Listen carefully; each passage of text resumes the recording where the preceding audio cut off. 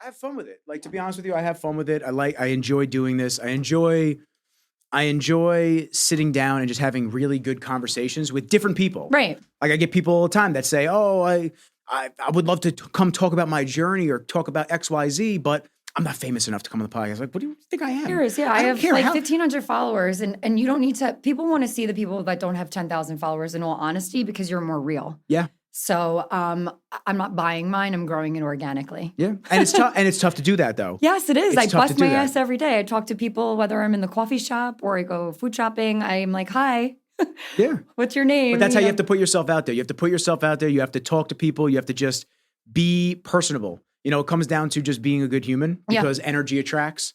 You know, if I'm a shitty human being and I'm a miserable person to be around, first off, nobody's going to want to be around me. Of course. And second off, no one is going to take me seriously when it comes down to like the business side of things. Yeah.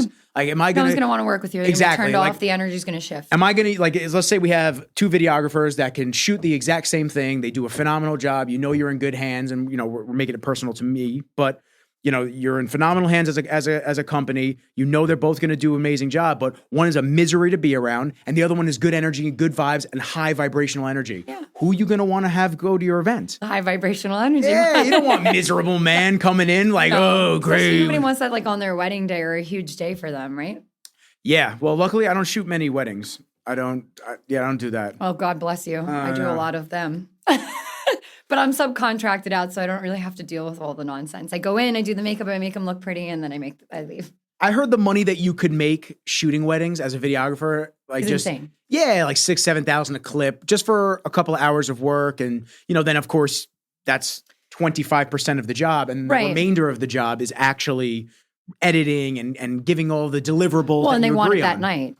Oh no, they want it the minute they kiss. A week later, and they actually in a contract, if you ever decide to do it, you have to stipulate in there like they're not going to get it for at least 2 months. Yeah. Because they want everything so cut and like raw, and then they're pissed when they get it, and they're like, wait, we didn't ask for this, but yes, you did. You hounded me. Yeah. So a lot of times, videographers are like they add it in their contracts now because they just don't even want to be bothered with it. It's tough. It's tough because of the relatability of the content. So somebody that gets married on a Saturday, they want to be able to reminisce and they want to post it 2 hours later. Yeah, they want to be able to show it off and do this and that, and that's fine. But you're taking that creative drive away from that individual. Yeah. So the longer you give us, and I'm not saying that like the longer is going to be better in all aspects, but if you give us a couple of weeks at minimum, a month, 2 months to sit down, edit a little bit each day, and then go away. You'll get a better product. Every single time I do that, every single time I sit down for an edit, I have a vision for something, I do the edit,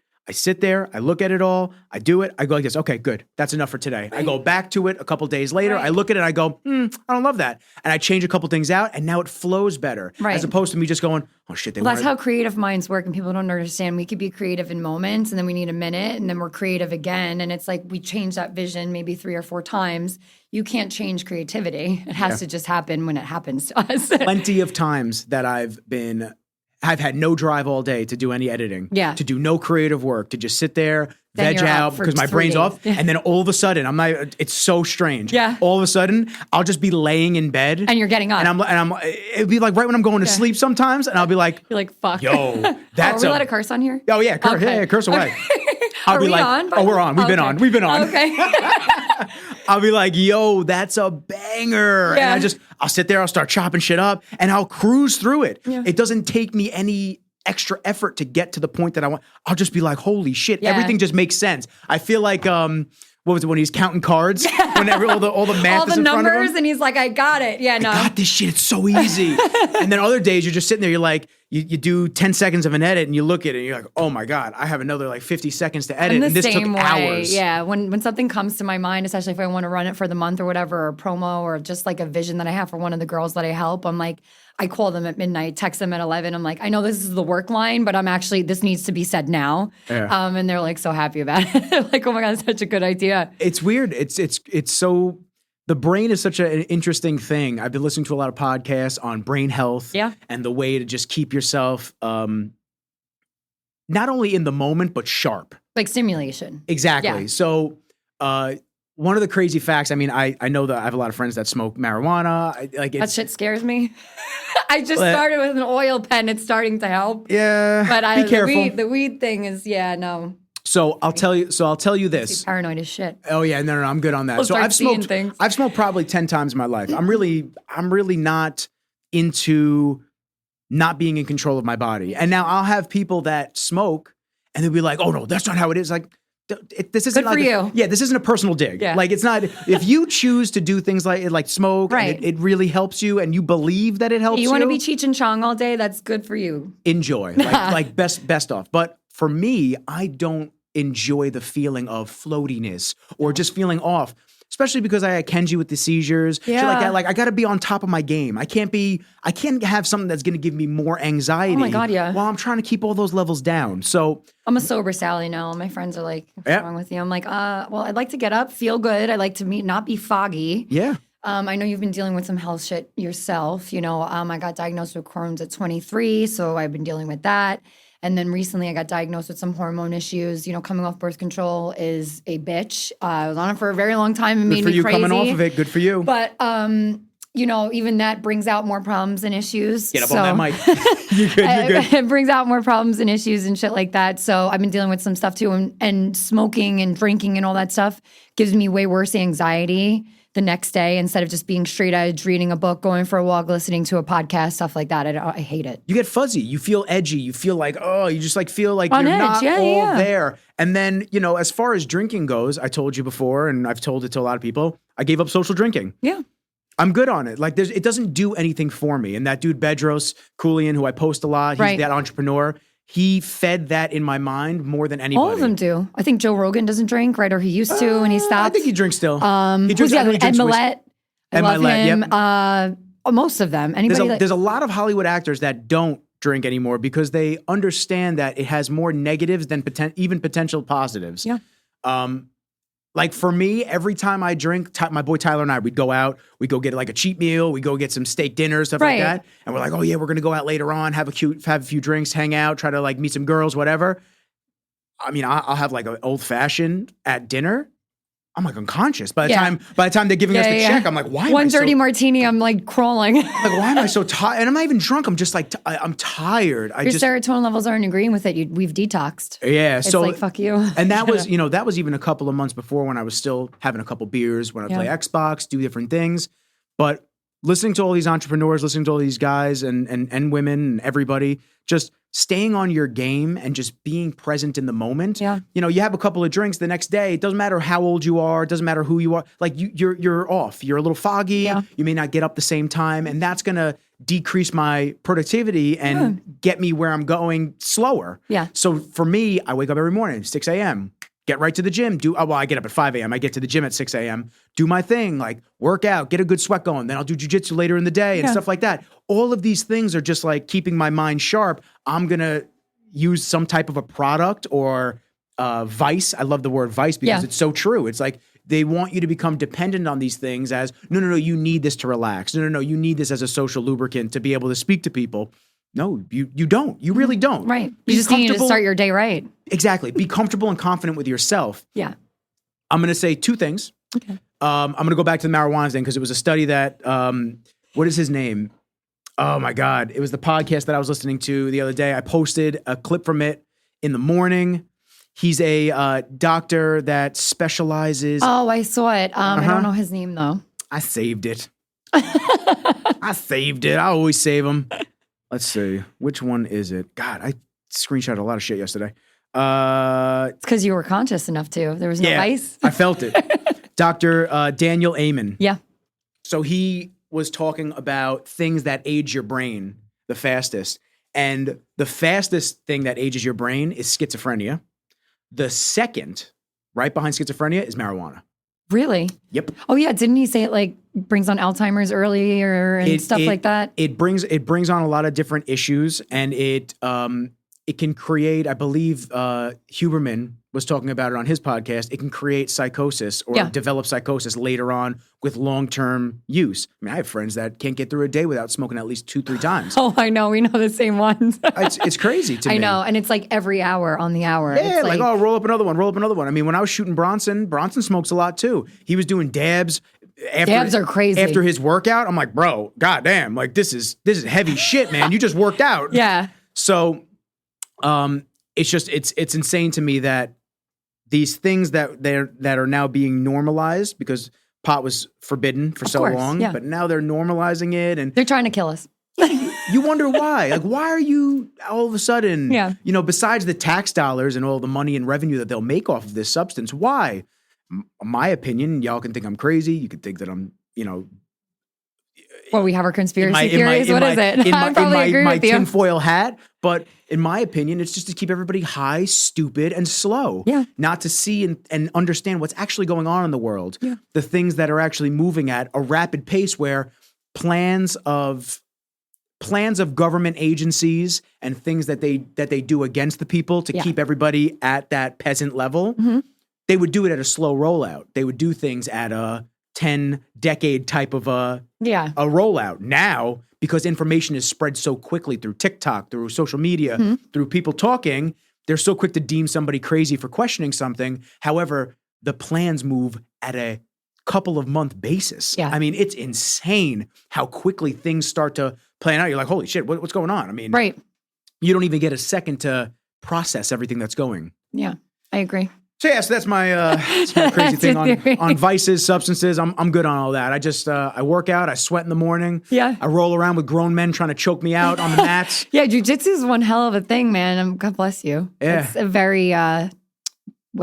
structured situation that you're in. Yeah. You gotta really. I just wanted to do something new. What? I was looking at things. I play pickleball every now and then. Pickleball. Now. It's fun. You play with Randall? I play Randall the Scandal? No. Who's that? Lala's ex-husband. Oh. Do you watch any of those crazy for Scandival and all them? Oh, no. The guy with no chin. He used to make these really bad movies, really, really bad movies. And really? Yeah, now he's getting I don't know, going to jail for something. But he had a pickleball court. Okay. Yeah. I play with my buddy Matt. My buddy Matt owns Tier. Okay.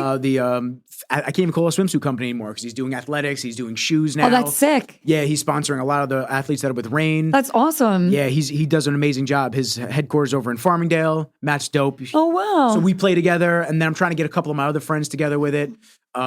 It's just something different. I wanted to do something different. I was tired of just going to Bevs. I love Bevs. Of course. You need to switch it up, though. Been the home gym since 2012. Yeah, I did have 45 for a month, 2 months. That's fun. Yeah, and I'm like, now let me back in my playground in the gym, so I go do my own thing. But it was nice for 2 months. I switched it up, I had someone else tell me what to do, which is nice. It's nice to be able to turn your brain off and just do things. I don't want, today we were doing, at the OG training, we did... what did we do? We did, we had the frog legs. So you put your legs together and then you put them up on a bench and then you keep your legs totally sprawled out and then you just do a glute raise with a dumbbell on top. I don't want to do that shit. But the girls do, not me. I told all the girls in front of me, I said, nobody make eye contact with me. Don't do it. Don't even look at me. Don't. They're going to see how you thrust. Yeah, I've never been more vulnerable right now. Don't make eye contact. You're a Virgo, so you're good. Yeah, exactly. So it's nice to be able to just turn the brain off, go do something. And then I wanted to do other things. I have a close group of friends. So do I. I have a close group of friends. I have two, actually. I have the group that's married with kids, so I'm the best aunt and fun. I see them a few times a year. And then I have the other ones that are business builders, entrepreneurs. I travel with them, and they're huge influencers, and they show me the life that I want to be around. And it's nice to have both because I could see... I'm not really into having a family. I'm 32. The marriage thing, I mean, when you're an entrepreneur at our age bracket, it's unless I meet somebody that can be an asset to me, I don't need it. So I have my friends that have that. So when I'm bored, I'm okay, maybe I need to be an aunt and be around family and I can give their kids back and I love them. And then I have my friends that are like us and it's great because you grow a lot more that way. You meet a lot more people. Yeah, and you get to learn a lot about yourself and what you do and what you do. Yeah, they don't drink. We all work out. Yeah, we see things. We do things. We go to nice dinners now and enjoy it. We don't get sloppy. It's yeah. It's see things. It's a very interesting transition as you understand what you want and what you want to get out of life and what you have to do to get those things out of life. Yeah. not going out and doing feel very sloppy lonely things. And sometimes. yes, it can without question be lonely. Yeah. But I'd rather be lonely than in ill company. Right. Or faking it. Yeah. Or because being there's- an how many people imposter. do you know that are faking Oh, the every day. happiness? Every day I see it. You look on a post on somebody, like on a story, they're like, oh my God, I love my boyfriend. I love my Meanwhile, girlfriend so I'm much. like, no, you you're don't. like, I saw you yesterday at the gym. You're I've going seen to those. kill him. I've seen those fucking fights. I Yeah. know Yeah. y'all just be scrapping on a daily basis. Some and of this them don't is- even look at each other when they're out. You ever see that? When you go out now to yeah. eat, even if I grab like a quick lunch, I'm like, I don't ever want to do that and be that. I want to be like this with somebody, like just gab and like go back and forth, talk. Okay. It's right. So I had an ex who was like all over me constantly, I had that too. texting me nonstop. Up like my just, ass. Oh my God. It's just like nonstop. And it was exhausting and it was exhausting behavior. And I feel like those are the types of behaviors you see more nowadays. Oh, and 100%. because of those behaviors, you are then forced when you're actually together to be together, but you're not present. Oh yeah. You're mentally elsewhere because all day, hey, what are you doing? How was your morning? What's going on? Blah, blah, My blah. last ex was from Connecticut. I met him on Bumble. He was sending me houses 3 months into it, telling me he loved me. I met his son, mom. I'm like, yo, Easy. up my ass, like up my ass. He wanted me to take over his BMW. I'm like, hold the pole, Joey Relax. Pepperoni, slow down. My mom and dad are like, yo, don't buy the car, don't sign nothing. No. He saw this independent. It's very hard too. Like I'm independent, and for me to let the dominant male, energy come in. It's hard to find that. It's very, very hard to find that. I don't know if they get intimidated. I don't know if it's like overwhelming or whatever, but I don't need anything from anybody. I need a partner, someone who's going to be an asset to me. Grind it out. Complimentary. Yeah, not like controlling the shit out of me where I can't even go pee alone or wants me to go like be barefoot and naked, pregnant somewhere. I'm like, no, let's date for a little while, get to know each other, be best friends, and everyone's I'm not rushing- slowing down. so. Everyone's rushing because like the ship is going down, which Why? Because society says so? Well, because and I feel like they feel as though they should be with somebody no matter what. Yeah. A lot of people haven't been alone. Mm-mm. They've either jumped relationship to relationship. They've been up their significant other's ass constantly. Oh, yeah. On a. Or they break up, make up. Well, yeah, because the rapport is there and it's easy. It's easy to just go back and fuck somebody that you knew. Of course, yeah. Versus having to go find somebody new. And it's like, oh, well, they don't know how I like this, or they don't know me like that, and I don't want to. I changed. Yeah. Bullshit. It's exhausting. I'd rather be alone. Yeah.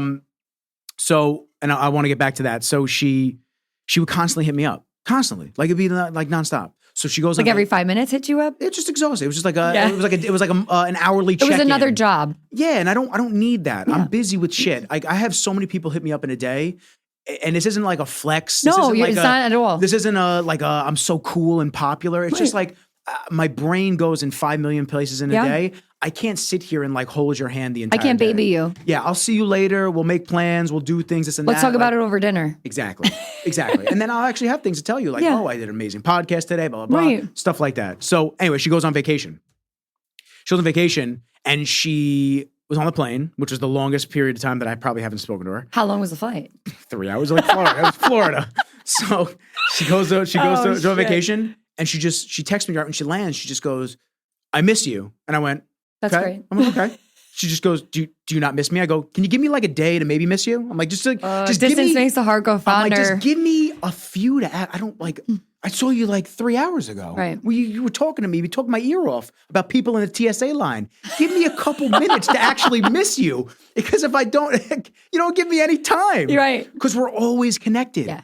Fucking Instagram, you're sending memes to your significant other Yeah, it all was too fucking much. day. Same And with listen, me. it's like, holy shit, just give me 5 minutes alone. Yeah. So that's the issue with that. I'd prefer to It's have an attachment style. Exactly. So like I'd prefer, like I said 3 times, I'd prefer to be alone. And so many people to circle right back to that. Yeah. So many people haven't been alone. They haven't experienced what it's like to have to sit with your own thoughts, to have to actually be by yourself. Read. How am I going to make my rent? How am I going to pay my bills? Yeah, and they don't, to do some self-development, read a book. Like, what can I do to better myself? Oh shit, I'm getting a little thick. Like you have to make these mental adjustments and how I'm going to better myself. But instead, they're just looking for somebody to fill a void of loneliness and unhappiness within themselves. Where if you just go fix everything on yourself, you'll be happy with or without somebody. I think therapy is great. I mean, I went back about a year ago. I took care of my grandma for 5 years. She had Alzheimer's. Prior to that, a little bit about my background is I've been a medical aesthetician for 15 years. And I went into business with someone who was a devil in sheep's clothing. I thought she was a mentor. She was older than me. I've heard that before. Put up 25 grand. And I mean, I was signing shit. I probably could have been sent away. I didn't go to school for business. I didn't know what I was signing. She had a doctor and there was injecting, shit, cement in people, partnering with just scum people. So I walked away from a dream and all of it. And my mom calls me right before I did that. And she goes, listen, your grandma's really sick. I need you to move in and take care of her. So I became a CNA, her hospice nurse.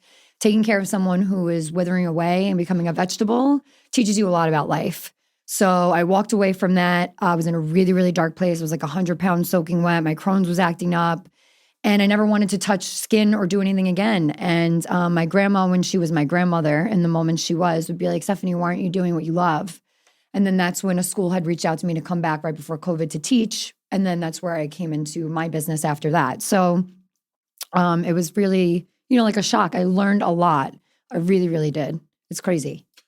Caring for somebody that's elderly and experiencing disease in all of its forms, not just in, somebody that's old. Any of it. Cancer. My dad has MS. So my godmother does too. God bless you. Sorry. It's okay. I mean, listen, I've known my father that way since I was a baby. Right. I haven't known him any other way. Right. So I've unfortunately have just seen it progress. Yeah. So he was always sick. He always was not stable on his right. feet. He was never the dad that played basketball with you. Yeah, and I had said that on a previous clip. I had said that was one of the things that I was always upset about, and even to this day, it hits you in the heart a little bit.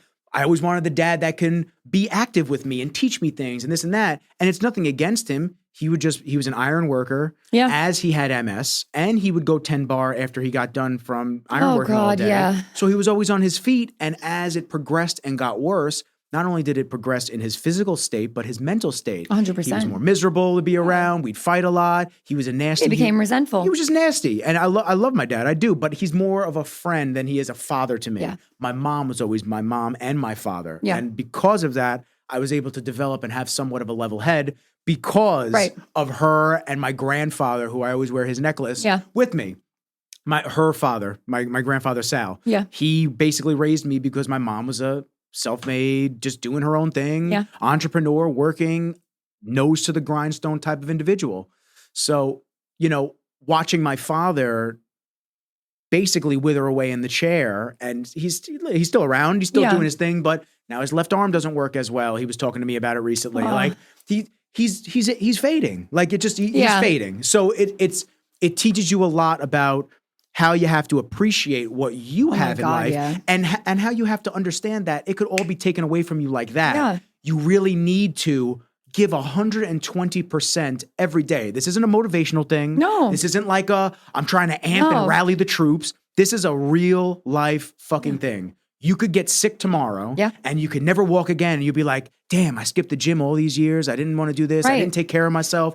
I ate all that sugar. I knew I shouldn't have. I had IBS or Crohn's or whatever. And I just never. I've had to adapt over and over and over. And I took the jump and did my business. And listen, if I died tomorrow, I'm leaving with a name and doing what I love. So I'm okay with it. So now let me ask you this on the Crohn's. Have you done fasting?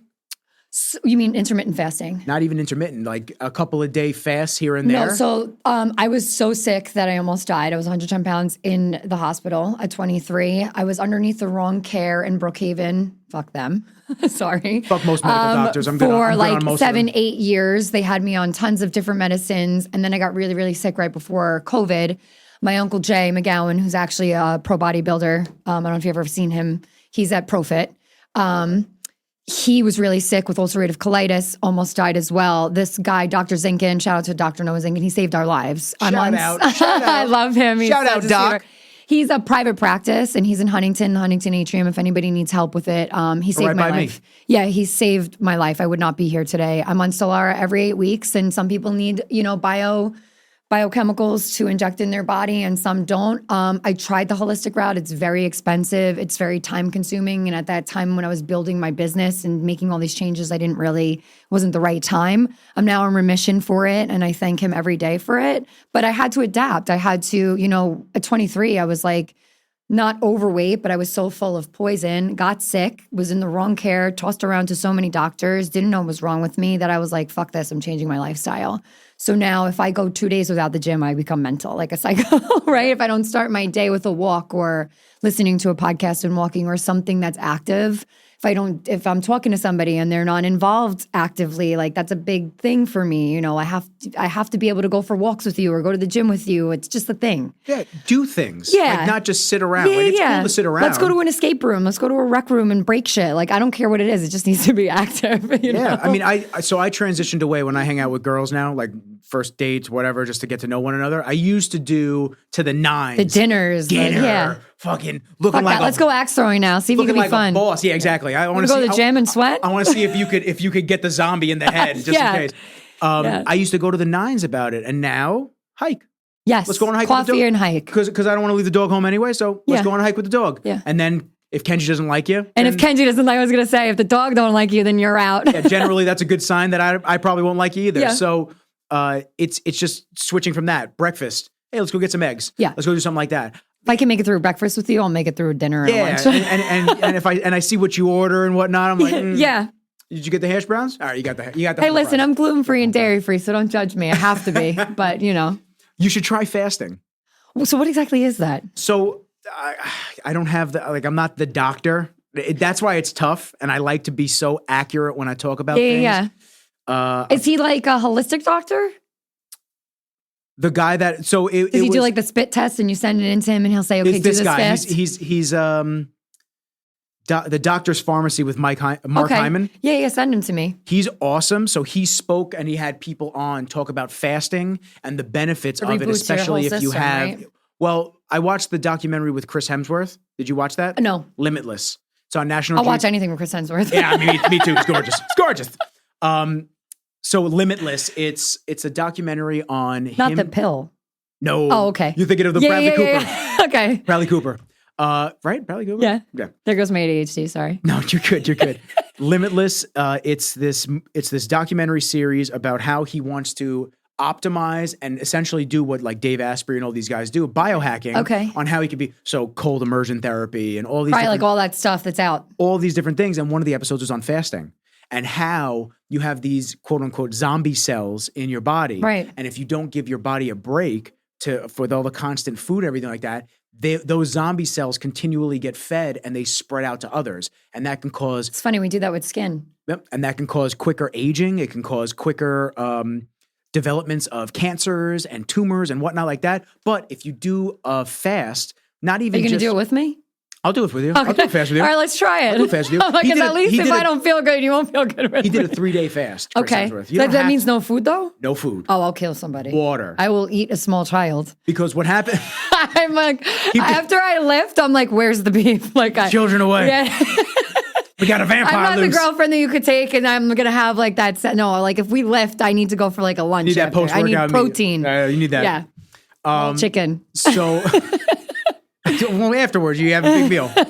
So anyway, so the zombie cells basically are killed off and cycled out when your body's in that fasting state. Once your body starts producing after like a day or so, those ketones and whatnot, your body goes into that almost not starvation mode, but that optimal fat burning / regenerative mode where it gets rid of all of the cells, all of the things that it needs to rid your body of that it doesn't have the chance to when you're constantly digesting and processing food on a daily basis. Well, our gut health is fucked. Yeah. I mean, that's why I have to be all this stuff, you know? And I will say, for anyone who does deal with insulin resistance or PCOS on the female side with hormones and stuff, going gluten-free and dairy-free is going to completely help you. I just know that based on what we do. You know, with nutrition and skin and gut health and all that other stuff, and just obviously being diagnosed with so many things. Like I always say to my mom, I'm the healthiest unhealthy person, and it fucking sucks because like me and you do the right thing, and then I'm calling her crying, like leaving the doctor's office. I'm like, they just did my blood work, another level's off, and I actually just said fuck you to my endocrinologist because I'm like, every single time I come here, you guys are telling me I went last week, and they're like, oh, you have Hashimoto's. I go, that's my thyroid. You're telling me my thyroid's off? They're like, no, they're like, no, somebody wrote it down wrong. I'm like, what do I have then? Cushing's. I'm like, I have Cushing's. I said last week it was insulin. So I think it's a scam. I think that they like you to use your insurance company and put you on all this medication. So now I'm working with an NP who's a good friend of mine. Her name is Nicole, and she did all my blood work in-house. And now I'm trying to go the holistic route with finding doctors like that where you could do a spit test to get to the root cause of it. Because yes, birth control and food and all that stuff can definitely do it. My grandfather had a form of Crohn's and it's genetic, but I know I'm not that fucked up. And I know that you aren't either. It's like we do the right thing. So I would love to hear about it and do it. I'll have to send you the link. Yeah. Just because I like to be so accurate because I know I'm going to get called out by the for internet sure, if I'm for not. sure. And Yeah, I try yeah. to be so to the I'm probably T. going to get called out on shit today too. But Fuck them. I tell you what, I laugh at the people, and I want to get back to this, but I laugh at the people since that clip went wild yesterday. Yeah. So I saw some of them. Yeah, I'm like, laugh here at we some go. of the people that are like, oh, this tough guy and all this stuff. I'm like, nothing tough. I said You're was just tough. All I honest. simply said was I safeguard my energy. If someone's going to call my phone, stress me out, bye, have a good one, leave me alone. I block. I'm a blocker. I don't even do it. I'm good on all that. My energy, like I've created such a force field for it, and I think you have too, with just what we do. I don't want it around me. No, thank you. No, I've even told, I mean, there are some big name clients that I was working with for a while that I just fired one. I don't work with anymore. And I fired them. Yeah. But that's the thing. It's like you have to safeguard your mentality. Money is great. Don't get me wrong. And I told this to multiple companies too. Money is great. You could take that wrong money and that money will destroy it. It will make a cancer growth in your business. Yeah, it'll give you a fucking ulcer just having to think about having to interact with these people. Answering them. Like, it's so funny. So the minute I fired this broad, she was a nightmare. She wouldn't pay. The minute I fired she this would broad. not pay my media team. My poor girl, she kept going on. She made her like 500 graphic design. And I'm like, Rose, that's her name. I'm like, stop fucking making shit for this woman. And not for nothing, I know a lot of people on the island. So if I'm trying to help you build your business, don't you think you want to be on my good side? Yeah. Because I'll just pull them and no one will go there. You won't grow very much. No, I'm all about uplifting and really helping people. I think that she was going through something personal and it was really sad to see. She was an adult grown woman, I think, because I was younger than her. Sometimes I'm sure you've dealt with that too. I'm a little bit more successful. It was almost like she would question how I run my business. And I'm like, oh, no, we're not going to do this. I had her sign a statement of work. And in my statement of work, it always says, if we're not amicable or something is off here, even the energy, I'm allowed to disperse of it, and so are you. And I didn't need her money. I walked away from $5,000. Did I need it? Of course, but I'm not going to have that console me. And the minute I let go of it and I stopped talking to her, my energy shifted, and I had 5 more new clients. Exactly, and you feel better. There's always a shift. I've worked with clients that I thought I was going to work with forever, and then something happens where either they aren't appreciating the work that I'm putting in. They're driving me nuts. They go behind your back and talk shit. It's great. Yeah, or they're asking for too much, this and that. And then I get rid of them or we stop working with one another. You know, in the moment you see them start working with somebody else and you go, But then all of a sudden you give you 5 minutes till they're not working with that person. Well, yeah, that too. And then you get a bunch of other clients that come and fill the gap and void of that you were worried about, which was the financial part of it. Right, and it's the energy you're attracting. Yes. We all go in those lulls, especially like if you're in that lonely lull for a minute, you might start to attract that energy. Your exes will start to surface or all that other stuff. And then you'll bring in those clients. And the minute you nip it in the bud, it's like, spring is in the air again. Yeah. So. Yeah, it's such a roller coaster ride. But when you're at those low points, you have to remember to just keep that energy high. That's the most important time. Remember how low you were. Yeah, that's the most important time. Through, yeah. The most important time to keep that energy high is when you're low. Yeah. Not when you're, you could be ecstatic about work. You could just got a new contract and you're making money and everything's good. And you could be super ecstatic, but like you have to keep that height when that low point comes because it will come. Yeah. So Matt McConaughey, actually, he started doing like these podcasts and stuff. I'm listening to him a lot. Ed Millett just had him on his show. I think I pronounced his name wrong. Is it Milet or Millet? I think it's Milet. All right, we're going to go Milet. It's okay. I don't think he's going to watch this and he won't be offended. We'll be good.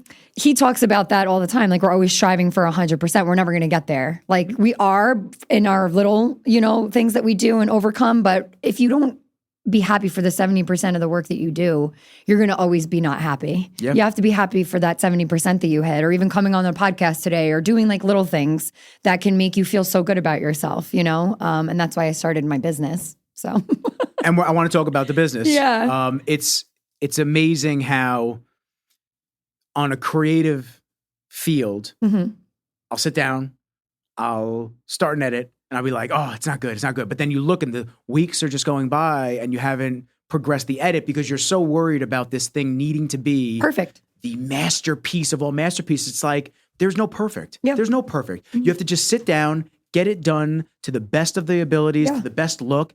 Send it to the client. If there's changes that need to be made, make those changes. I used to care so much. And now I'm like, get on there. Everybody get on there. Be like, spill your coffee on yourself and show it. You just have to just do it. You have to just literally just get it done and be do a hot mess and sweaty from the gym and be real, be raw. People want to see that more. I mean, on my TikTok, I think people are so engaged in me making breakfast and just talking about stuff that helps them out just in general with everyday stuff that I'm like, oh, wow, people actually really want to see this, as opposed to me being, all done up. And, I'm in the beauty industry and sometimes we have to be so on. But I've become so, I don't care anymore. And I tell that to all my clients too. Be raw, be real. If your dog is sitting on top of you in your car, show it. Okay. Yeah, I don't care. Right? That's what this podcast has always been, though. It's embraced that realness. There's no cuts. There's no, unless there's a bathroom break or unless I think out of total podcasts I've done, 60-something episodes with Panetti, 11 with Tyler, and then I think this is 50-something. I have to check. So that's a good number for you. Yeah, well over 100 podcasts. I've only had to edit one podcast. So was it due to the conversation or just? Yeah, it was due to the conversation. Okay. It was due to the conversation. This individual was bashing an ex partner. Oh, I think I remember you mentioning that. Yeah, it was rough. You don't do names like me, so no. Yeah, you know what? Know. I'm cool to do names, but not names where you're saying this person's an ass. Just going I'm not about bashing, because then they're going to come to me and be like, "Yo, Nick, why would you air?" And I'm. This is the guest was saying right. Like, no. I'm Switzerland, bro. Yeah, leave me alone. I don't need any fucking drama. I don't need any things like that. We talk about what we talk about. If I'm very fortunate that it's only had to been one that has been edited. Yeah, out of 100, I'd say so. Well over 100. Okay, yeah, that's pretty probably good. 120 all total. That's awesome. 115 total. So yeah, it's been cool. Really cool journey. Just getting started. I know, I love it. I always say that I'm just getting started. We're just warming up. Yeah. But I was going to ask you on your TikTok. Is your TikTok more popping than your Instagram? So the thing with that is my girl that I hired, Rose, she's amazing. So I actually was paying a media team or a social directing team, and they were just running my credit card every month. So I lost a year. I lost a year of not knowing algorithms, bullshit. I don't know. I am not creative in that sense. I can tell you a vision, but I can't make it look how she can make it. She takes one clip of me walking down the stairs and I look like this badass big, business owner. I'm like, I love you. She made a post the other day where I'm like a little girl and it was like, oh, what do you want to be when you grow up? And I cried because she took my vision and made me feel it, And she's leaning into the trends on exactly. social. So she understands it. I had no clue. My TikTok is growing. You have to be consistent. I'm pumping out 3 or 4 a day because I don't have kids. Damn. So I'm just treating it like it's reels on Instagram or just whatever. No, but you're doing it right. That's the right way to do it. Yeah. I'm lazy with it. I have all the content in the world. I have hours and hours. I just because I want to keep it to just the podcast. So for me, it's like I was burnt out a little for about a month. I'm getting back into it now. I had out again. It happens. Yeah. Burnout's a real thing, man. You gotta take time for yourself and just recoup because then you need new shit. I was repetitive, I needed new shit. And and we get back to why I switched things up with the gym. Yeah. It was the same shit over. Yeah, it's your motivation lulls. The same workout splits, the same shit. Then I'd leave the gym and I'd go do my edits all day, or I'd go to a shoot, and it just felt like I'm seeing the same fucking people every day. I know, and then it's like you can't even get your workout in. It's like I wear a hat sometimes now, Profin. I'm like, I love you all. I know you need a spray tan, but Bevs is bad for me. Yeah. Bevs is really bad for me. And I love them. I love everybody. Bevs, I'm hearing though from a lot of people that have lifted there from a while, there needs to be a reboot in there. Yeah. Nothing against Bevs, love you. But no, it's not as serious as it was. Yeah. It used to be everybody's going to Profit. Go to Profit. And Onyx, I was there for a day, and I was like, trash. I want to kick everybody here with a tripod. Get the Onyx fuck is out of my trash. way. They're all in the same outfit. They look like little minions. Yeah, they all have the same curly. All in the black with the hair. tripods. I'm like, oh my God, I just want to get my workout in. Profit is hit or miss for me. I think Alex has done a really good job with getting it to where it is. I think Alex has done a good job. Yeah. The gym is great. The equippment's great in that term. I just don't like the people that go there. I get it. I find it's turned into the douchebag gym on Long Island. They have their happy hour of that. Just I think everywhere. Oh yeah, don't get me wrong. Bev's has midday at 11, you go lift there. All the old timers are there, and it's I would love great that, time. 11 o'clock. Yeah, we're doing this. It's in the middle of the day. I got to go 6 a.m. or I got to go at night. I had my 5 a.m. for 4 years straight. Now I can kind of make my own schedule. I like the midday. It breaks it up a little bit for me, but I'm going back to early mornings. I'm starting because it's getting nice out. I need it. I need to just be done. Yeah. Kenji needs his seizure meds at 8 a.m. and 8 p.m. A little much. So like every 12 hours, he needs those meds. So it's like, that was one of the reasons I revamped my morning routine. I revamped my morning routine because you have a baby at home. Yeah, I literally have a child. That's my child. That so was it's with like my Harley. Yeah, he was having seizures and we had to be on the ball with him. I mean, we had him for 18 years. Yeah, so they'll live with the seizures and they'll be fine. It's just you have to. They're horrible to watch though. Yeah. Oh my God. I awesome. saw one and then the last time I held him 2 weeks ago, my mom was like, they didn't even tell me to 2 days later that they had to put him down because my mom and my dad, they respected my boundaries of owning a business. They didn't know if I was going to be working on, I was speaking at a big event the night before in front of 100 people. And then they didn't know if I was going to be touching someone's face for their wedding. So it was very sweet of them, but I held him the last time. And then my mom said he had 2 really bad ones and he was just howling and it was just time. Yeah. We had him for 18 years, a little hot dog. He's 18 years old. That's a long, long life. I would have done the same thing. And he went through a lot of seizures, but the last 2 were just, it was time. Yeah, when they get older, stuff like that. I had no idea that my dog Cookie, before Kenji was having seizures, I had no idea. She would have these like in the middle of the night? She would have these episodes and she would just be like shaking and she couldn't stand it. And we didn't know this years ago. We're like, what the fuck is this? Like, it's my childhood dog. So we're like, what's going on with her? Like, what? She just having like a little off episode. Like we don't know what's going on. Is it pollen? Like we don't know what's going on. But now with Kenji, when he had his episodes, I was like, this is a seizure. I know what this is. So the first couple times, super tough. I'd military scoop him up, drag him to like throw him in the back of the car. He'd be convulsing in the back of the car, drive him to the vet. They'd give him the shot of Valium and he'd come out of it. Did he go to the bathroom and stuff too when it was happening? A little bit. He's not like loosening. He's not like pissing and shitting everywhere. Oh, okay. Just a little bit. If I squeezed him and I grabbed him too quickly, there'd be like a little bit. But then he had 2. He had one last April, one last May. They were close together. They were 3 weeks apart. So I was like, what is this? What's going on? Right. And then he had, by the way, flip that mic. Yeah. No, so just make sure it's in front of you. Okay, got it. No, you good. So like, see, you gotta hit it. Yeah, there you go. And then if you want to sit like that, just boop, just turn it back. So he had those 3 weeks apart. Then I moved into my apartment and he had April, let me just give the timeline proper. Okay. April, he had his first one the night before I went to Salt Lake City for a job. It was at like midnight. Yeah, that's what happened. My dog, my dad was going in for surgery. So it was at the most convenient 3 hours. So my mom's like, you have to stay here with the dog. I'm like, oh God, what about dad? Yeah. So it's like, I waited till 6 a.m. My flight was originally 6 a.m. I flew out 6 p.m. So then they said it was a choking incident. They said I was like, it doesn't seem right, but okay, cool. I leave. He was fine. 3 weeks later, I move into my apartment, first apartment. I'm excited, this and that. I come home from the gym in the morning, a little off. He looks a little weird, whatever. And then he starts having another one. I'm like, what the fuck is going on, bro? Grab him, bring him to the vet again, crying my eyes out. I'm upset. I don't know what's going on, this and that. They tell me he had a grand mal seizure. He had a seizure. Like, I'm like, how is this possible? The dog is 2.5 years old. Right. He's he top of the line food. Take care of him. I don't give him tick and flea I know, it's crazy, right? What is going on? So then goes to the neurologist, this and that. Everything's cool. They have a puppy neuro? Oh, yeah. Oh. He's good from May until October. Has no meds, no nothing. He was just good. Did the neurologist for the dogs tell you to change anything? Nope.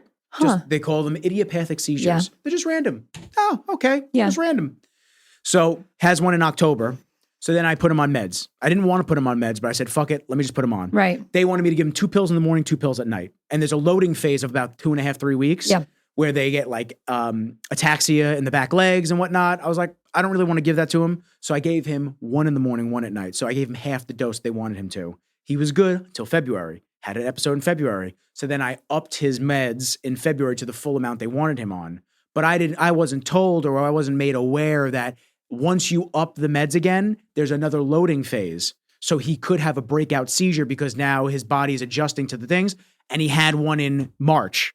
God, about a month later. Do you have like Ring cameras inside your house? Yeah, I have all Nest cameras. Does your mom go home like when you're out at work to check in on him? No, I watch him. He comes with me most of the time. Yeah. He comes with me most of the time. So it's just, it records constantly. And every single time, thankfully, I've been home. Okay. So anyway, he has one in March. That's his last one. Okay. He had one in March, but because I've dealt with this now 4 or 5 times, I was calm as a cucumber. I was like, okay, buddy. Grabbed an ice pack, put it between his legs, and I just held him. You gotta wait it out with him and just see how long. And because I have my cameras running 24/7, I sent that whole video to the neuro. This is how it started. This is how long it lasted. This is what I did. I administered this. And I was able to just give them everything instead of them asking, how long did it last? I don't know. I was because you're like blacked out. You're like, what? What do you mean? Like, I don't know. I'm very calm about it now. Yeah. So now, but I also have adjusted. So I've adjusted in how I give him things. So I was under the impression you could just give him CBD whenever. You can't. My dog got so sick from CBD. Luckily, he hasn't gotten sick. He was throwing up everywhere, going to the bed. Like, he had a really bad reaction, I think, because we all do in my family. So he was definitely our dog. He didn't love it. He doesn't love the CBD. He walks away from me when I bring out the little syringe to put, like, to drop her in his mouth. He walks away. He walks away. He runs away to the other side of the bed. And then he sits down and he just like this. He goes, yeah. So I wasn't aware that I can't give him the CBD within a 2-hour prior and post of the medicine because it fucks with the absorption of the medicine. Yeah. No idea. I've been doing that. So now I don't do that since his last seizure. I also had no idea that the MCT oils are huge for dogs with seizures. And there's a specific brand that's online. So now I put a tablespoon in his food in the morning of that, keeps that activity down. It keeps the brain at a level, at an even playing field, whatever. I don't know if it's the tick and flea because it seems last time I gave it. My dog had a really, really bad reaction 5 or 6 years ago. They put on that collar that got recalled. Seresto? It was so bad. He definitely, we thought he was going to die. I'm told to give him the Seresto collar now. Okay. And I give it to him when he was little. I don't know if it was the Seresto. I think it was another one that they recalled. It was bad. So it's just like, you don't know what to do. And I've calmed my brain down in terms of the anxiety that I had with it. Don't get me wrong. Like every now and then I still jump up and look at him if he acts a little weird. And then, he winds up, and put your finger in his mouth. You're like, can he just looks at me and he's like, what's wrong with you? And I go, okay, we're good then. Yeah. This mental shift that I've had over the last 3 months. Has given you a lot more calmness. It has. Yeah.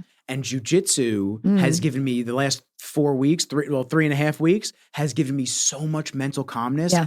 I never did it before this. I just want to do something new. Yeah.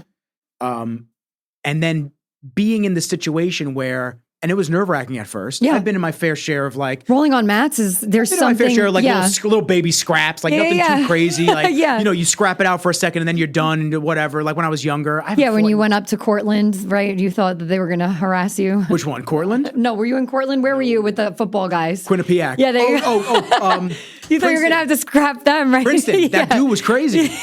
When I walked into that place. You actually ended up being a gentle giant, right? Who the fuck are you here with? I was like, oh, dude. We were in the basketball. Then he was your buddy at the end, right? Gentle giants. The football house. Yeah. Standing on the speakers. He had like 3 girls and under his arms. I'm like, God damn, who is that? And then I was like, oh, I'm here with. Wish you would have known jiu-jitsu back then, right? I know. I was like, I'm here with my friend, my friend's cousin. He goes like this. He like waves me off and I'm like, we're good, bro. Yeah. Like, it's funny that brings up a topic of shrinking yourself, like Dre said. Yeah. Gotta shrink yourself. Yeah. I'm in their territory. Yeah. I don't want any fucking problems. Yeah. It don't matter if I could take out one They dude. haze people and shit. You don't know what they got downstairs. 30 dudes are going to stomp my ass out after I fuck him up. Like, right. I'm good on this. So that's why that situation was very funny. And then afterwards he was like, yo, you were pretty big, man. I didn't want that heat. I'm like, dog, you're 6'5". I'm 5'8", man, on a good day. It's funny, like big guys like that, they actually are very big gentle. A lot of them are gentle giants. I was like, what do you mean you didn't want that problem? I was fucking, I'm like right in your core. I got to just work your abs with the punches. Yeah, but now you roll on a mat, you learn some techniques and you feel 6'5". So it's crazy. I do and I don't. It's a very interesting thing. So the biggest thing that I read and I watched videos on before I did this was stay Breathing. calm. Yeah. Because if you get erratic, you're just like, that's going to force them. And then you're going to get that shock sensory in your body, and your body's going to slowly shut down more, constrict more. You're not going to be able to like work your way out of things. So it's like having somebody wrap their arm around your neck the first couple of times, you're like, you're in fight or flight. You're like, I don't like this, but you train yourself to just go, let's just stay calm. Let's just see where we can get ourselves out of this and that. And guess what? No ego. Tap. Right. If you're uncomfortable, you don't feel good, tap. Yeah. I do not think I'm fucking anybody up. I'm doing a good job at what I'm doing. Right. And that's it. But I go to the mixed gi classes and the mixed no gi classes because I like rolling with the black belts. Yeah. I like rolling with the black belts. Yeah. I like rolling They're with tough. the purple and the brown belts. Yeah. Because they're tough. Yeah. And I feel and see them working it out as we're grappling because I have strength. So it's like I'm holding their arms down, I'm pinning certain things, Right. and I'm watching them look at my knees and stuff like that. And then I'll feel a hand go behind my knee and I'll rip it out and be like, okay, so that's what they're looking for when I'm doing this. And it keeps me in that state of calm. Like yesterday, we were doing no-gi classes, which are so fast when you have just the rash guards on. Yeah, because you're also not slipping to grab. It's like, No, you're slipping with the rash guards. You're slipping with the rash guards. With the gis, you don't slip. Oh, okay. Because you're able to wrap your hands around the gis and really get a good grip. But with the rash guards, you're basically just wearing compression. So it's like, and by the time you're sweating, you're just like sliding off each other. Yeah. So we had to start. We take turns in the actual grappling portion. We had to start with a headlock. And so I'm basically like this, and he's got his arm wrapped around my neck, and he's got to submit me or get me to the ground in a dominant position, and I have to get out of it is my job. And I think he was because it was no-gi, he didn't have a belt on. I think he's like a purple or a brown belt, big kid too. So I'm like this. So instantly we start going, I pull his arm down so I'm not choking.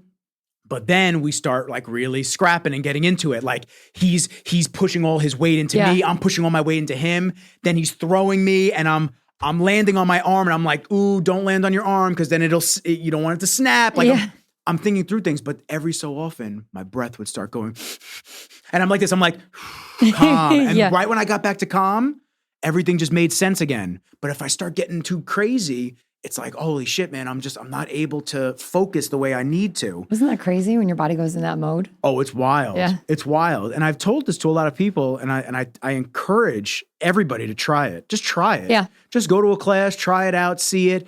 I've always heard people talk about it in high praises. Do it. You'll learn a lot about yourself. And I'm just always like, whatever. And then because I wanted to do something different, not only physically, but mentally. Right.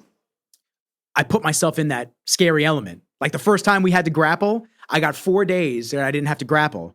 So we would do the drills, slow with a partner, do the drills, whatever, this and that. Then the last half hour of class, get your mouthpieces.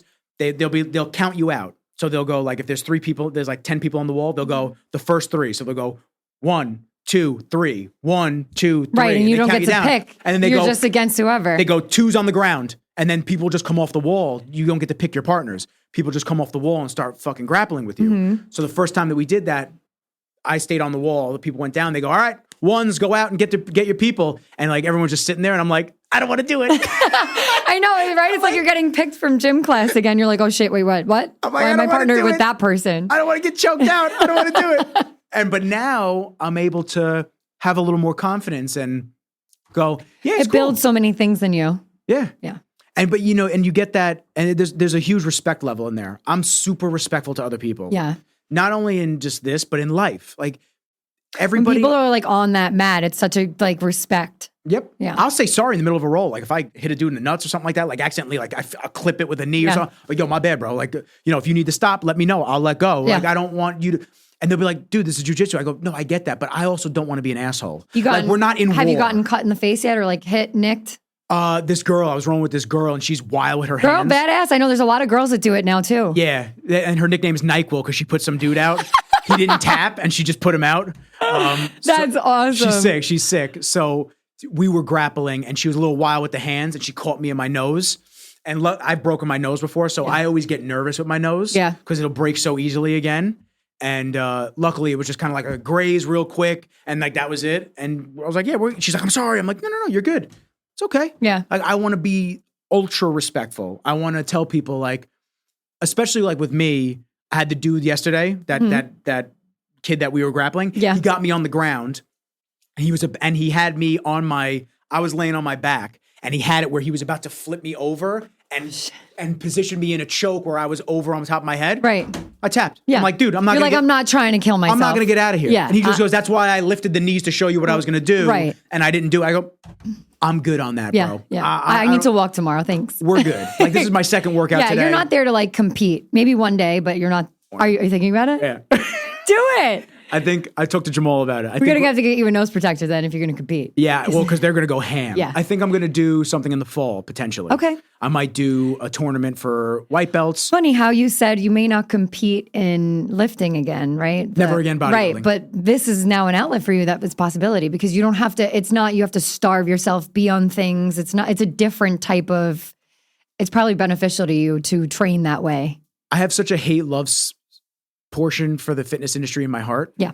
Not even the fitness industry. But it's funny you reverted that way. Yeah, I've always been competitive. I've always embraced competition. Excuse me, coffee. I've always embraced competition and challenging myself. Yeah.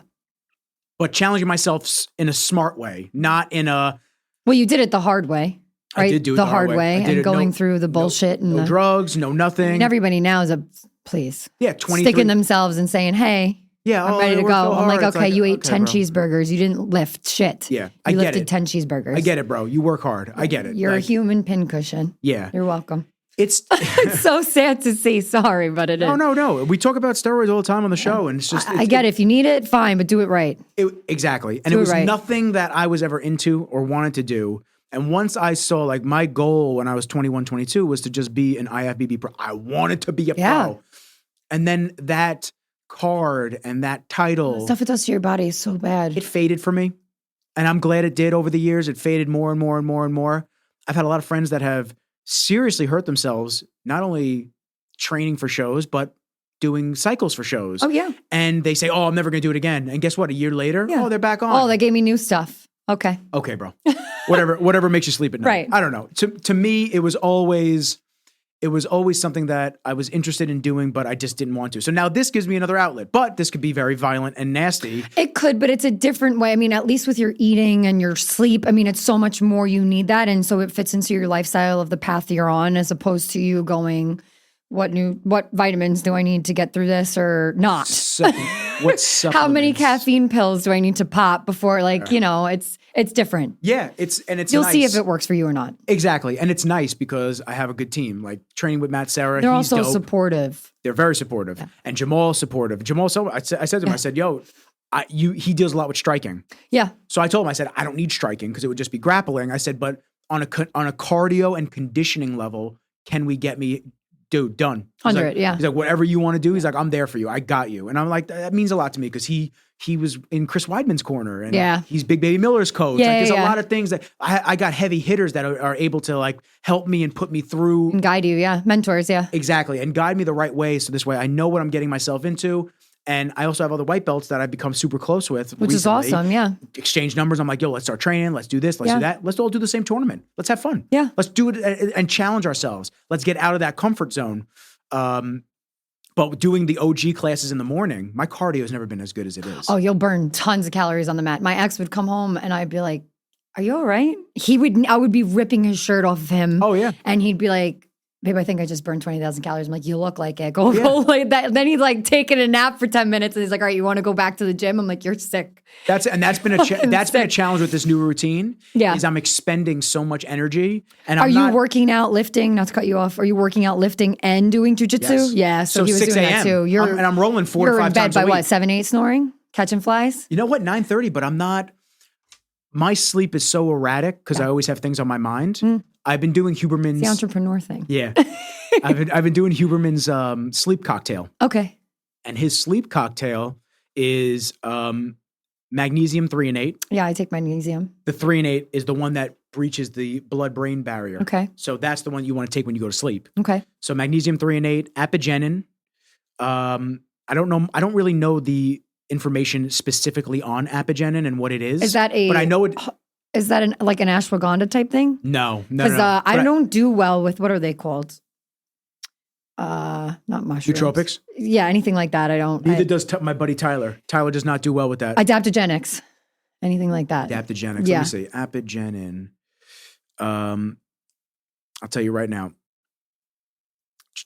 Apigenin is a bioflavonoid compound that is found in a wide variety of plants and herbs. It is very abundant in chamomile tea and exerts anxiety-reducing effects. Oh, okay, so it's good when stuff. consumed in these high doses. At even higher doses, it may be a sedative. Apigenin is also a very potent anti-cancer compound. Okay. So I take apigenin. I take 400 milligrams of L-theanine. L-theanine's great. And then I take, I think that's it. No, GABA. Once every. I keep hearing about GABA. Once every, and I can't. DIM is good too. I gotta give the actual. DIM is really good. GABA uses.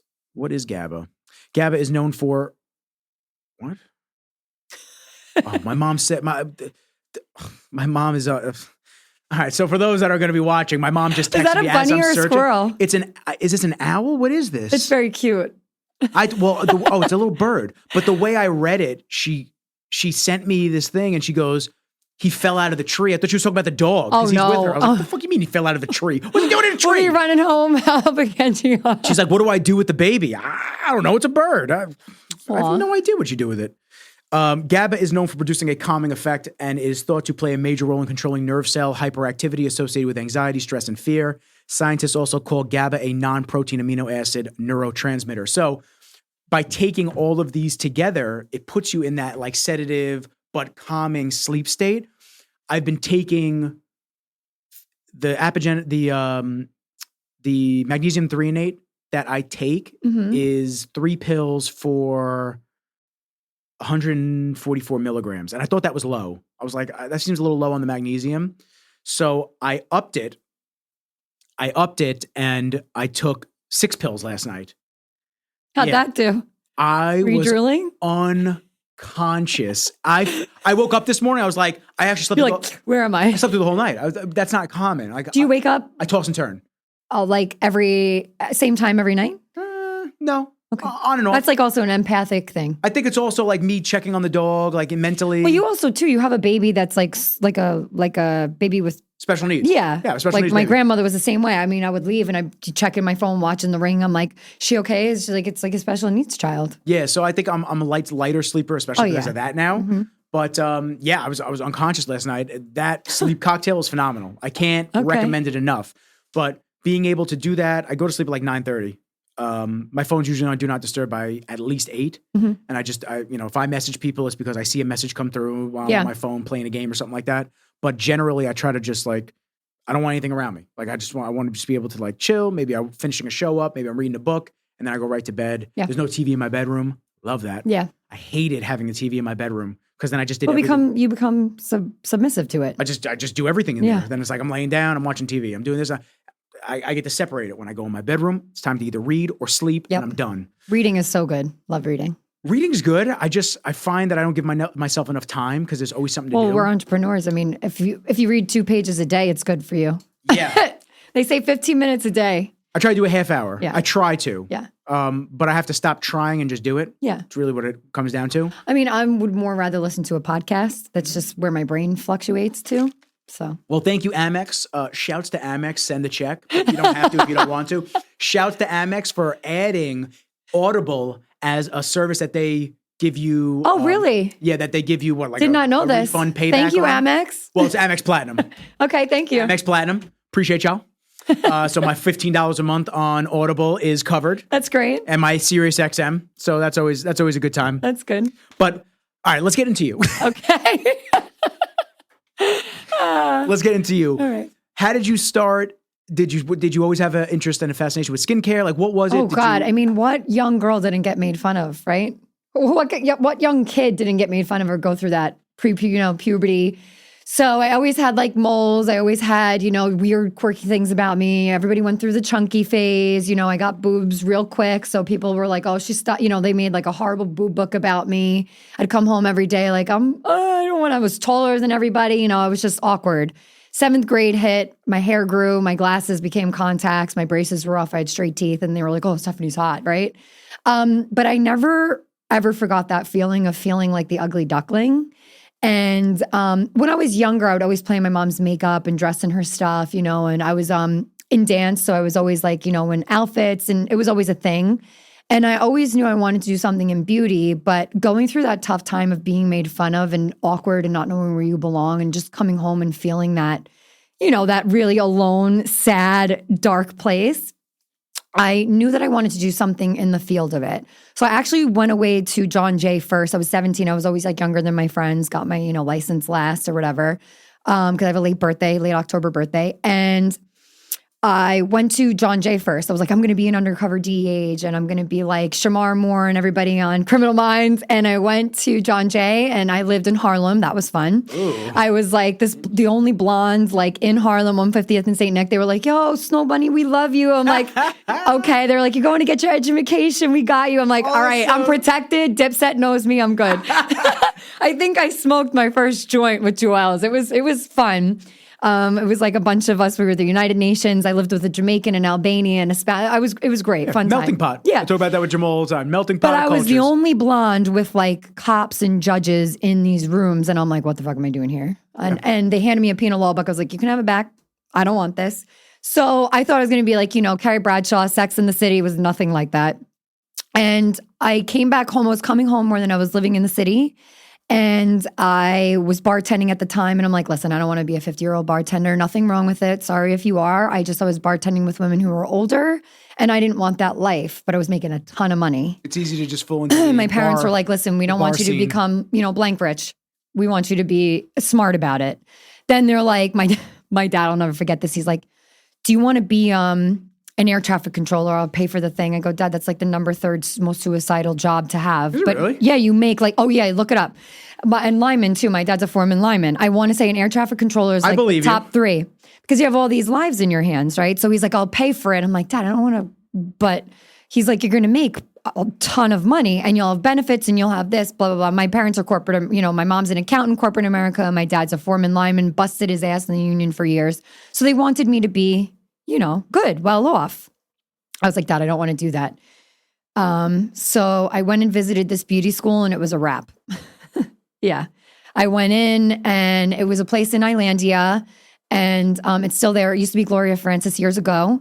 And I got sucked right in. I was like, oh my God. So I joined the aesthetics program. And then shortly after that, I was like, oh wow, you could do lashes and you could do all this other stuff. And I just kept learning things and wanting to do things that make people feel good. So as soon as I graduated, I got in my first med spa and it was actually in, remember South Shore Iron? Where Yes. Dave, yeah. So they had a spa attached to it. In South Shore Iron. Mm-hmm. Yeah, for years. Cool. And the old owners used to be very good at their job. Not really. I learned a lot of what not to do from the business owners there. I mean, the lasers were being taken left, right, and center.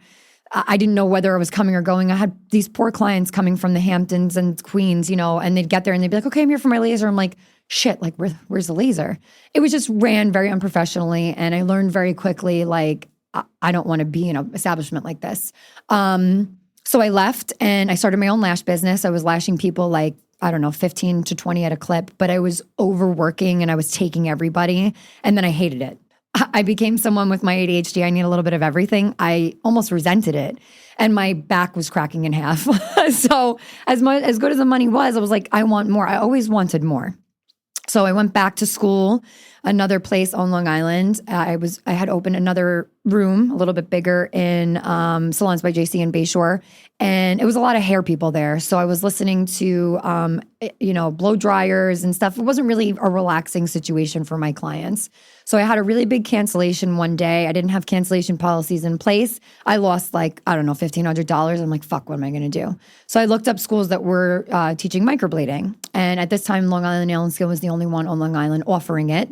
And I went, and this is where I met the woman who destroyed me. One time. She looked up. They sold me a dream. Yeah. I, got a discount. You're not really supposed to have that happen. Whatever. It was a shady situation again. I think because of the way that I look in this industry, whether I'm blonde or brunette, I have a very exotic look to people and they see money or prettiness when they look at me. It's like I could sell for them. Yeah. I'm the face of whatever they want to sell. My lips are real. My eye, So they're like, oh, we don't have to do much to her. We just have to put her in front. And for a while, I didn't really I didn't get it, So make a long story short, I end up taking the class. I go into business with this woman. She duped me and 3 other girls into signing, leases. I thought I was the partner. We were right next to A&S Pork Store in Merrick. I was dating somebody very big in that area. So he was like sending us people left and right. I mean, I was making a name for myself. But my business partner was partnering with people who were shady as fuck. I had an injector in there that was injecting God only knows what in people. I'm so sorry if you ever came there. When you say God only knows what. What? Probably cement. I don't know. So there are really good injectors, but there are also injectors that they do pop-ups in rooms. And for those that don't understand, because I'm like one of them. Right. So for those that don't understand, injecting what? Like we're talking about Botox fillers, lips. I mean, the guy would do New Jersey, Connecticut. He's like a pop-up doctor. So instead of putting the actual, what is it? Instead of him taking it from an actual diluted jar like you're supposed to, right, when you go in a room and what is the solution that they would be injecting in? Oh, I have no clue. Besides Botox. I have no clue. Well, like for the lips, what are they injecting? Oh, like you could do Juvederm or there's a bunch of stuff, but like they were mixing it with something that was like foreign thing. And was that to save costs? Oh, that was to just steal up people's money. Yeah, okay. Yeah, like I'd have women come back like 2 weeks later and they'd be like, I was just here. I'm like, yeah, I know, I keep hearing this. And so she was accepting insurance, right? And I always had a big following. I bartended for 15 years of my life, everywhere from Suffolk to Nassau, you name it. And I built a clientele. So I was sending everybody, listen, I'm open, we're in Merrick, like come, I have this doctor, he takes insurance, like I got you covered, right? Trying to be a boss. And one of the people who I messaged was like, who's the doctor? And I sent her the name and she was like, oh no, me and 15 girls have a fucking lawsuit going on right now. Get out.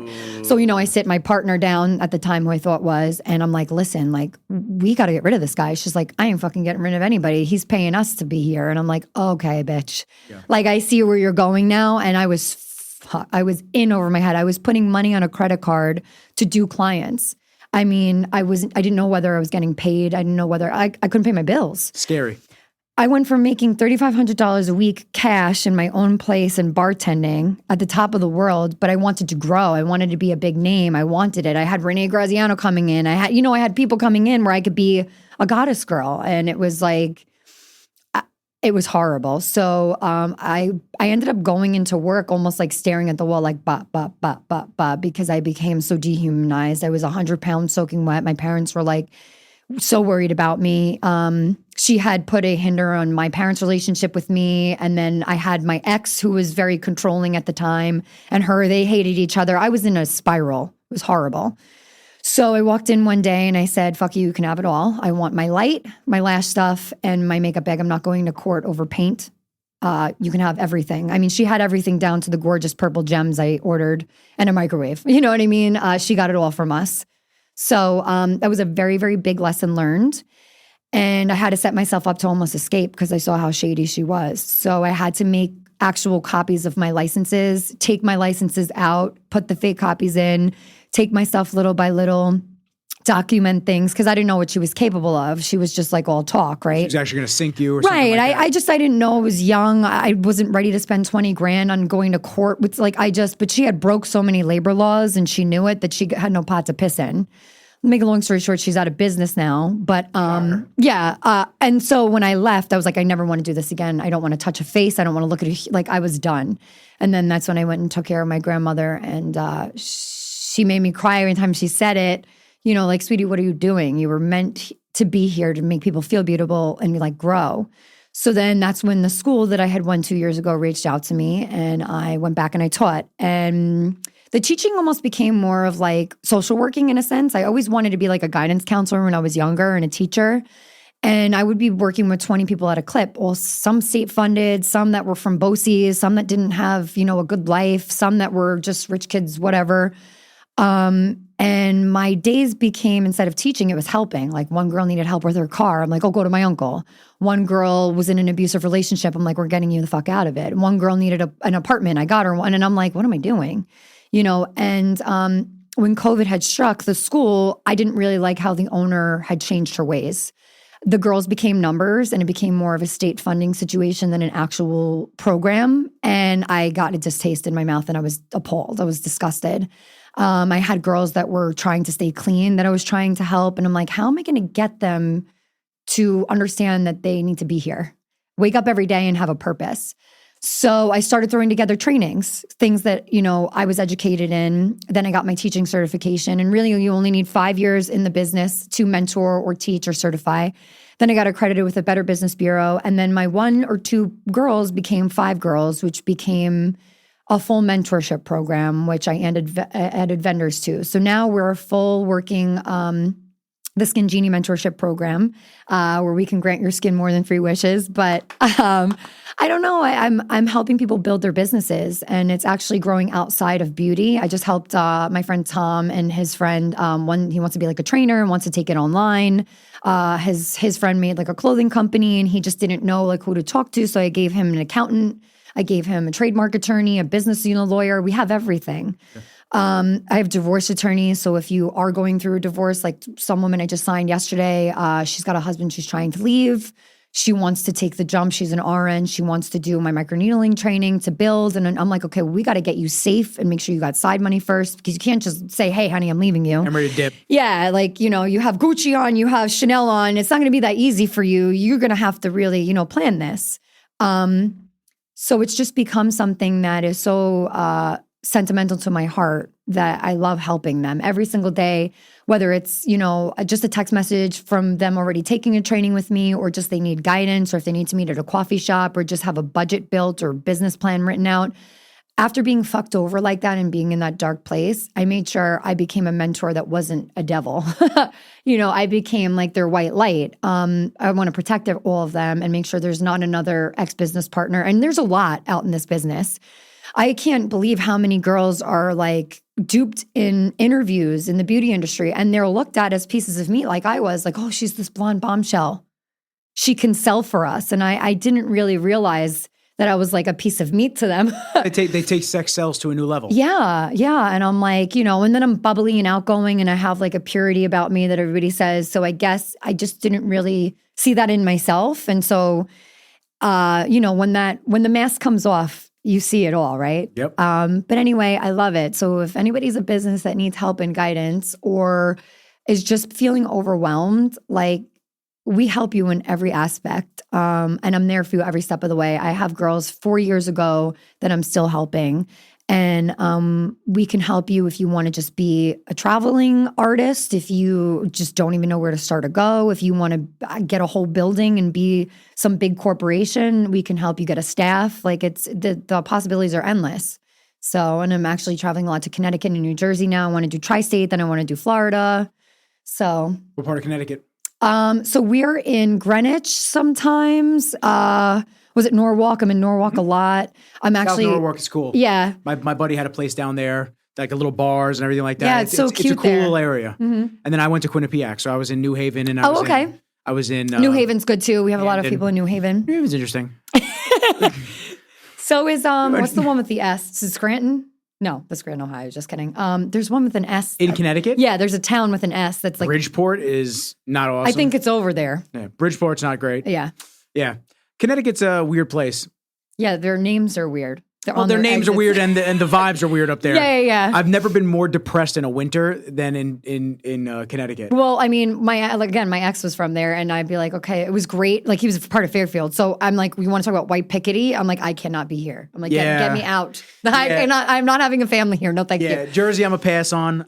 Florida's cool. I like Florida. I don't know if I could live in Florida full time, but I like New York. Give me a DeSantis, and I won't leave. I fucks with DeSantis. DeSantis is cool. I think I want to do it like if I can be there 6 months out of the year, or come back and forth, North Carolina, Texas. I want to take anywhere where there's beauty. People are so like fixated on, I gotta just move. It's like, I don't know, maybe you get an investment property. Maybe you just get a spot and you can go there 6 months out of the year. Yeah, you know how many times I was moving to run away from my problems? Please. I'm staying to stick it out. If I make it here, I can make it anywhere. For sure. And it's my second, it's 5 years really, but my second year really in being the mentorship program, and I'm killing it. So. And how do you, so let me ask you this. How does it feel to be able to give people proper guidance in the terms? It's overwhelming, but I get to go to sleep every night fulfilled. Like, I'm not taking anything from anybody, I'm helping them. And so no one can take that from me. It feels really good. Yeah. Yeah, it feels really good. I have a box of, especially if I have like an off day or just a day where, we all want it right now. I want the 50,000 followers and I want to be big and right. But it's cool how I'm watching a name being built for myself, and it's very brandable. So that's cool. But I have a box of letters from my students and testimonials. And when I get them, or just like I see them have a big breakthrough, like I'll read them or I'll look at it, and it's amazing. No one can feel the emotional connection. Oh my God, yeah. I cry for them with them. The steps that you've done and given them has led them to this path. Yes. It's like, obviously they're doing a lot of the hard work. And they can't believe it. I'm like, but I only helped you. You have to put in the work. Yeah, you did everything. Yeah. I just guided you. That's like the fitness journey. Yeah. That's like the trainer and the dietitian, and everybody can only tell you what to do. It's like you have to be able to You can't eat the donuts. Yeah, you have to take these actionable items and you actually have to execute them. You can't just, you say that you're going to do them. It's not going to happen. It's not going to get done. And the best part about it is I only actively take some clients now. Like I have like 2 Mondays a month where I'll take my clients. But I get to make the next generation and give them the people. And there's so much work to go around. It's nice when you could be picky. Yes. It's nice when you could be picky with who you're working with. Yeah. I mean, like I said, it was actually the first time out of 2 years I really had an unbearable client, where I was like, I got to let you go. Like, you're just not competitive. And you know what? I'm very proud that I did that. And then I actually went on and I made a whole post about it, because you're allowed to do that. You're allowed to let go of a client, a customer, an employee, somebody that doesn't serve you. Get them out. You have to. Get them out, because your own mental clarity, sanity. You guys will be married to them for the rest of their life. They will haunt you. They will show up and be like, excuse me, I need you right now. You're like, no, boundaries. Yeah, that's boundary the fuck up. Well, yeah, and I've said this numerous times. That's one of the issues with the stuff that I do. So like, if someone's waiting for a video, someone's waiting for a project, this and that, they'll look at my Instagram. Leave him alone for a minute. He's busy. Everybody, leave him the fuck alone. They'll look at my Instagram. Literally, and he's trying to do stuff for himself to make him feel good so he can edit it the best way for you. So leave him alone. It's tough. They'll see my Instagram and they'll be like, oh, you're fucking around. Hey, checking in. And it's like. I mean, I also, too, when I make posts, a lot of the time I'll say, we got a ton of inquiries coming in. I'm so thankful. I appreciate you. I actually have a makeup artist on Long Island I subcontract with for wedding season. I do makeup, too.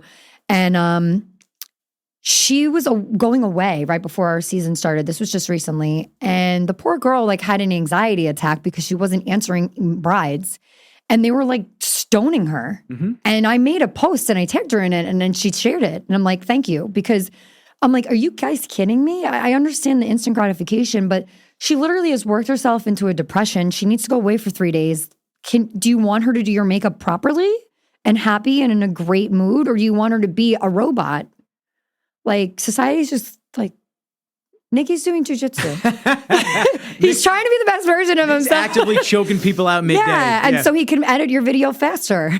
Yeah, it's, that was something that I neglected for years. I neglected the health aspect of things. Yeah. And then it was a spiral. I was in great shape in 2019 because 28, was I in great shape? Yeah, I was in good shape. I was in great shape.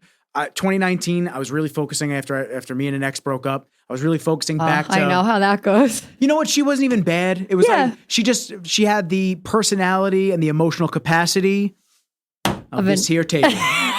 This thing right here. Oh, that's so bad. How long were you together? Only 8 months. It was like a sinus infection. Oh, mine was 3. Yeah, 3 months and then you're gone, bro. She was cool. No hard feelings with her. She was cool, but she wasn't for you. We wound up just calling each other, and I was just like, "Yeah, it's not working out." Yeah, we did that too. And she was like, "Yeah." I go, "All right, peace. Have a good one. I don't want to hear from you again." Yeah, and that was it. But it wasn't an "I love you," I'm infatuated, and So no, when you're in love. It was more of an extended fling. So.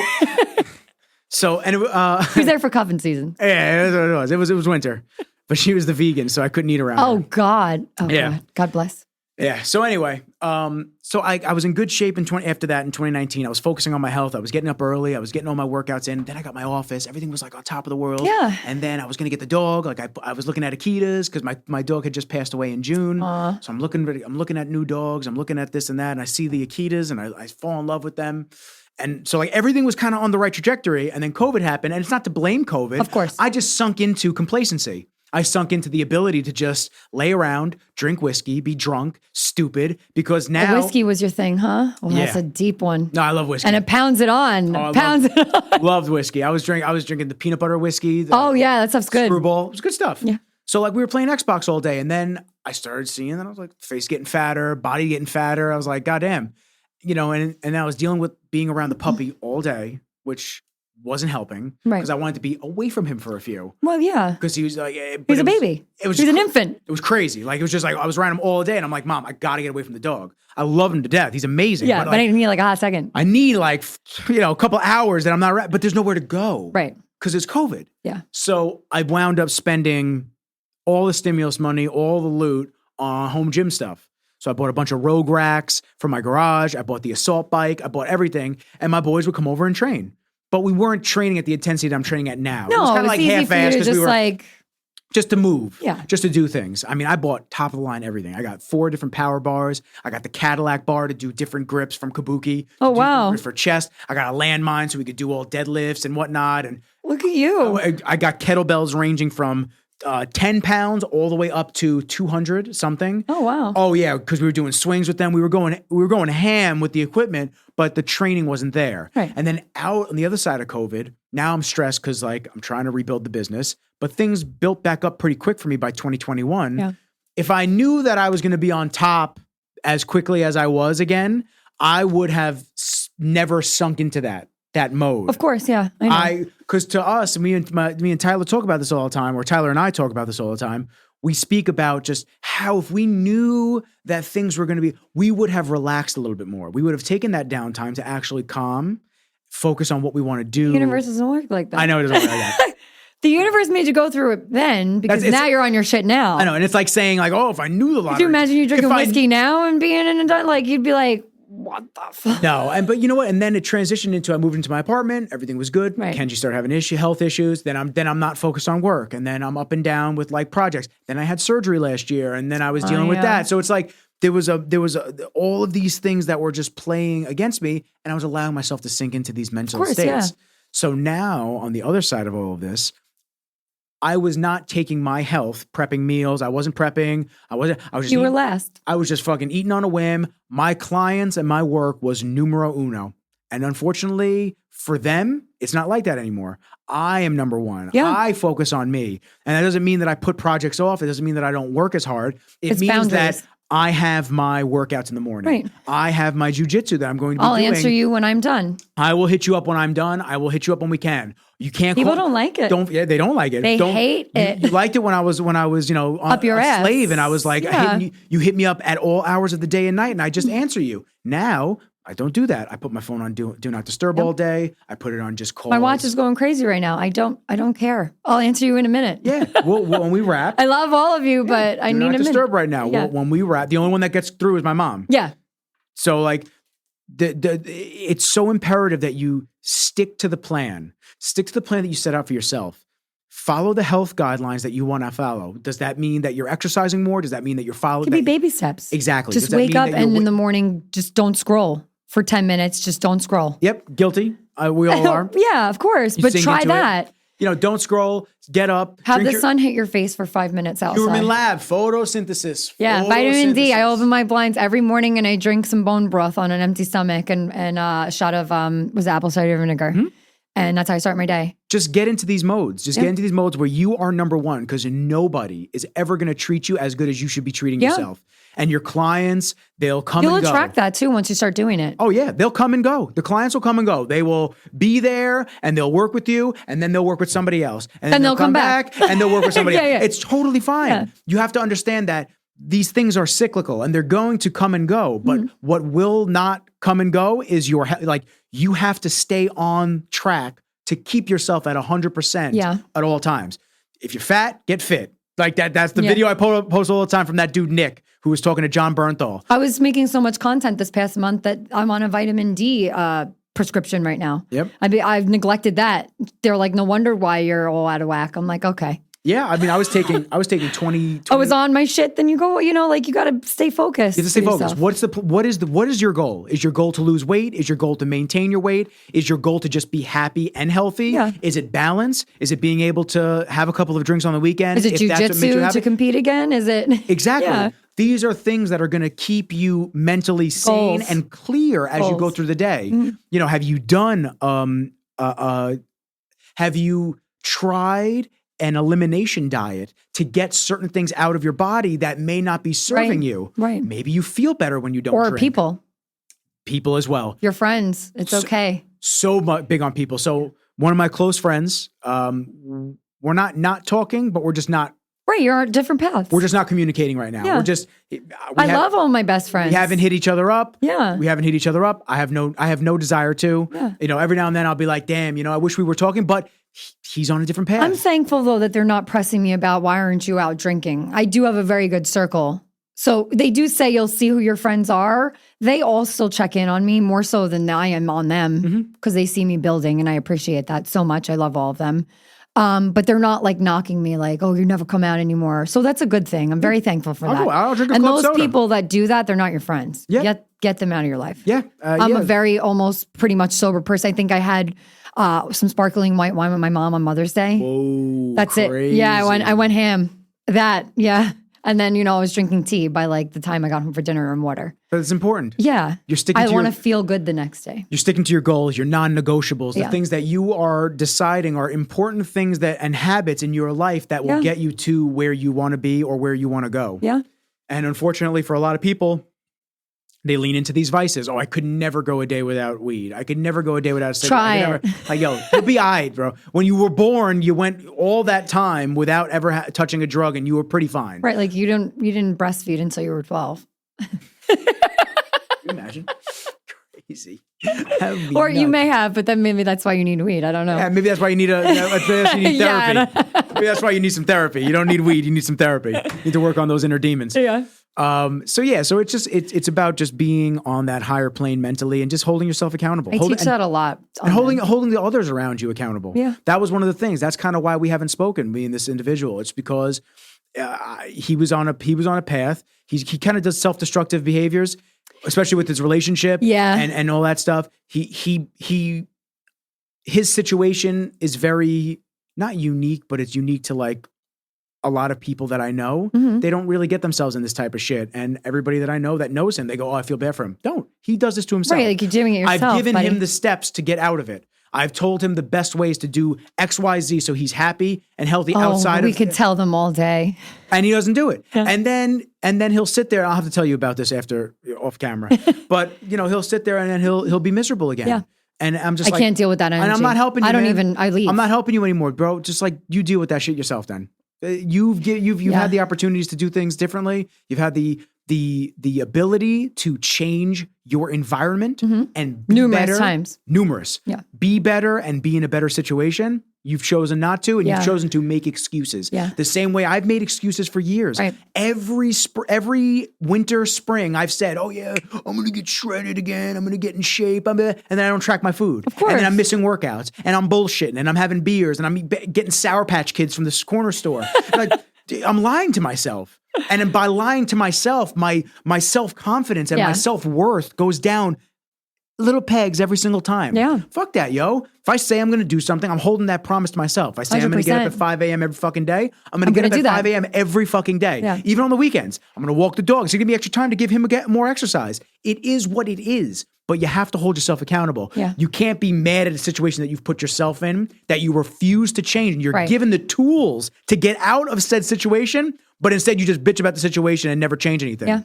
Okay. Just try it. Like, just actually try it and see if it changes anything. And if it doesn't, then I'm an asshole. That's my passionate speaking, by the way, because everybody on TikTok was making fun of me. They're like, why? They're like, I can't with them. No, they're awesome. Dude seems stressed. Some dude said, dude's talking about not being stressed, but he seems stressed. I'm like, yo, bro, that's my passion. No, passionate. My I'm a passionate Scorpio, voice. so you want to know passion, just there it is in a nutshell. I actually have this one, which is hysterical. This dude commented this morning. He had me cry. So that was one of the things I want to say. So like with the haters and shit like that, putting yourself it's out coming there, for me, you're putting yourself out there. You're gonna. They always talk about my moles. I'm like, God, I was born with them. Cool, good Leave me story, alone. bro. You don't like it? Who gives a fuck?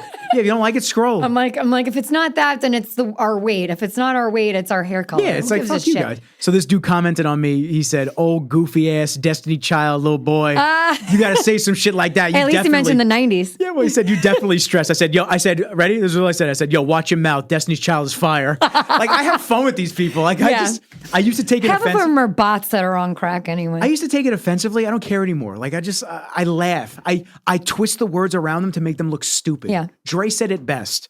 Oh, yeah. I don't get rid of any hater comments and I don't respond to hater comments because leaving that comment there says more about them than it will ever say about me, whatever 100%. They said to me. And Dre has grown a lot. Yes. He's grown a lot. I mean, I remember Dre used to know me since I'm 15. So I used to see him while out when he would come visit me at the bar. He's grown up a lot. Shout out to Dre. Dre is awesome. Yeah. I think I'm actually going to bust down an episode with him on Friday. He's competing soon, right? Did he go on stage? Isn't it like 2 weeks, 3, 4? The New York Pro? I think so. Is he doing the New York Pro? I don't know. I think so. He said he wanted to do an episode this week.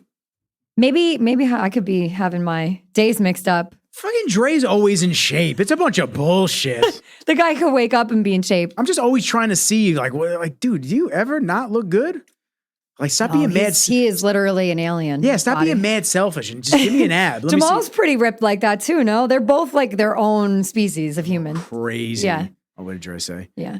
He laughed at me saying a breast. I was like, I guess that's a word. I guess that's the word. I don't even know.